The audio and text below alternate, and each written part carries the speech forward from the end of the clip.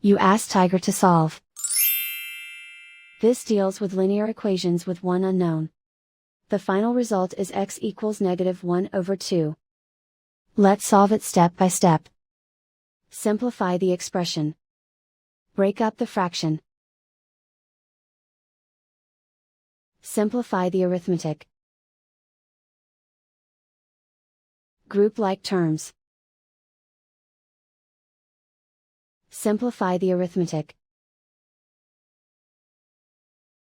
Isolate the x.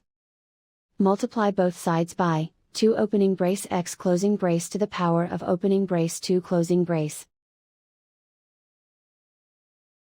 Expand the parentheses. Multiply the coefficients.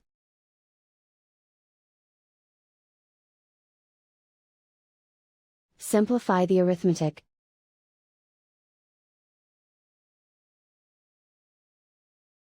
Multiply by 0.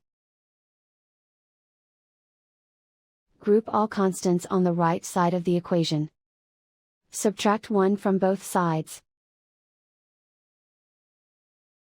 Simplify the arithmetic.